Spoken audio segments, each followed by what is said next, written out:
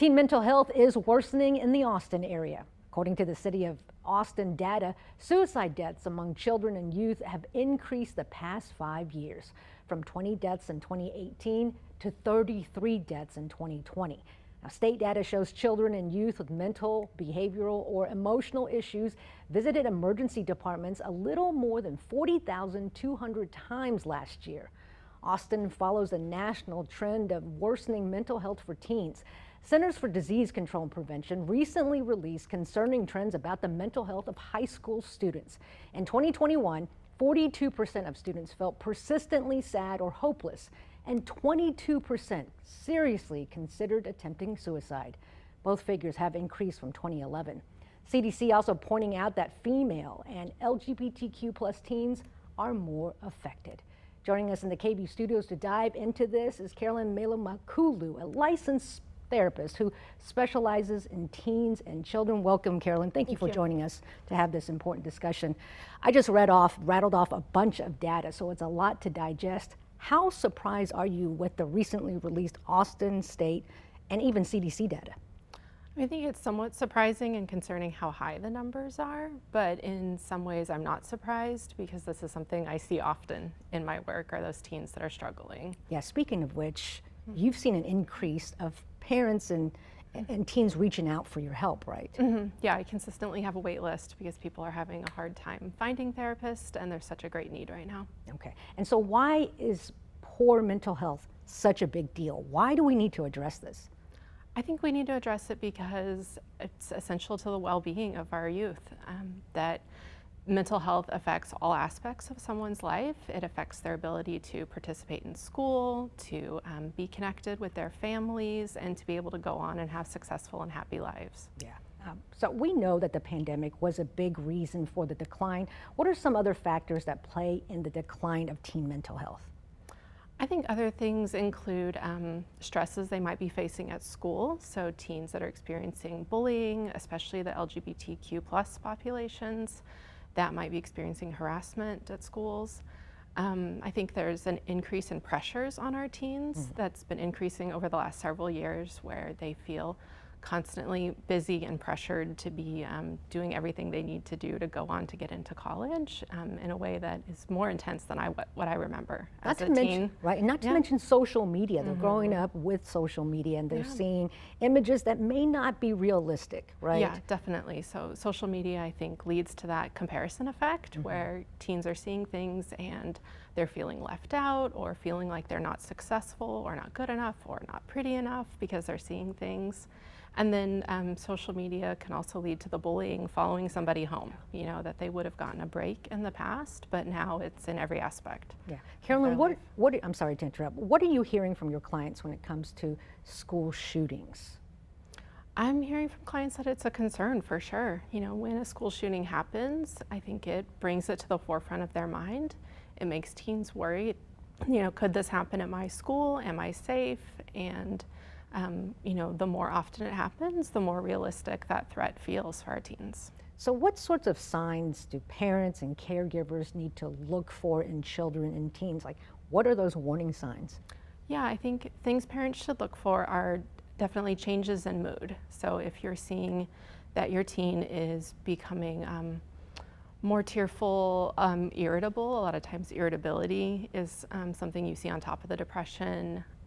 If a teen is isolating a lot more, staying in their room, not wanting to spend time with friends, not doing activities that they used to be interested in, watching for changes in sleeping and eating. You know, obviously teens have different sleep patterns and want to sleep a lot, but if it's, you know, kind of sleeping all day or reporting that they can't sleep at all, you know, those might be signs that they're depressed or anxious. And so noticing those changes and then taking that as an opportunity to talk to your teen and ask what's going on. And is it more of a combination of symptoms? Because really teens being irritable is not really indicative of being depressed, right? But it's maybe several of those? Yeah, I think so. If you're seeing a lot of those changes, if they seem extreme, you know, that it's not just some irritability, but constant irritability, or isolating from friends, so definitely pulling away from family can be normal in the teen years. They still need those family connections, but they might kind of try to pull away. But if you're seeing that they don't even want to spend time with their friends, then that's the time I'd get very concerned. Yeah, the unusual behaviors, right, Carolyn? All right, Yeah. so talking to teens and children about their mental health is important. In fact, the city of Austin launched a new campaign today or yesterday called Ask, Listen, Talk, Repeat to help parents and caregivers start those crucial conversations. And Carolyn, what is the best way to do this? Because there are things that you should not do. So tell us what we should do.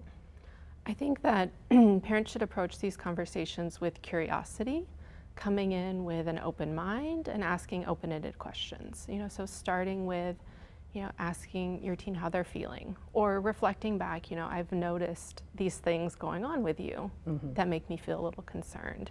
How are you feeling? What's on your mind?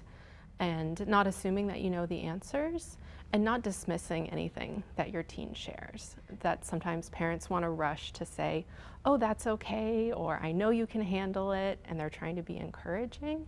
But what the teen hears is, oh, you don't think it's a big deal, Right. or you're not taking me seriously. And so, Carolyn, what's wrong with saying, what's wrong with you? Why can't you fix this? How damaging are those types of questions?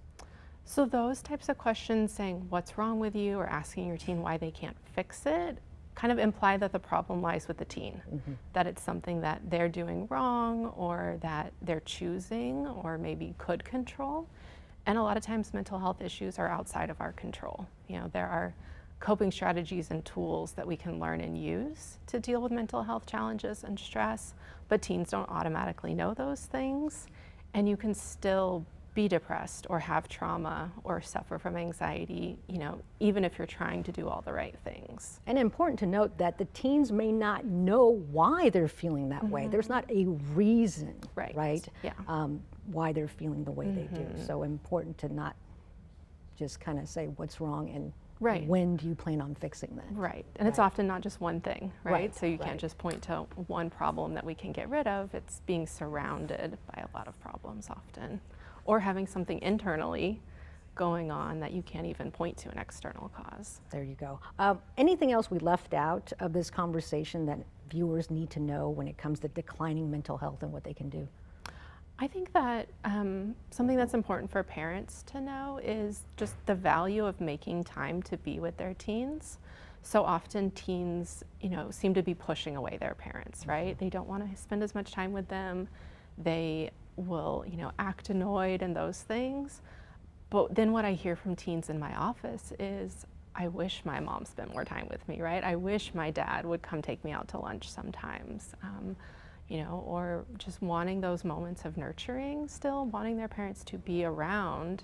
It makes those conversations easier to have, lets them know that they're loved, even if they are kind of trying to push away at the same time. Yeah, because they may not be acting, say, like children, but they are still children. So we need to keep that in mind. Yeah. All right, so I want to just pass along to viewers and end this by giving parents and caregivers some resources. I've talked to several people who said in the beginning they didn't know who to turn to. So here you go. Findtreatment.gov. This is a website with the U.S. Department of Health and Human Services. The American Psychiatrists Association Foundation, if you're looking for a psychiatrist. The American Academy of Child and Adolescent Psychiatry, same thing there. And the American Psychological Association, if you're looking for a psychologist. Now, if you need immediate help, please call 988 for free confidential support 24/7. Carolyn, thank you so much for joining us again. Thank you.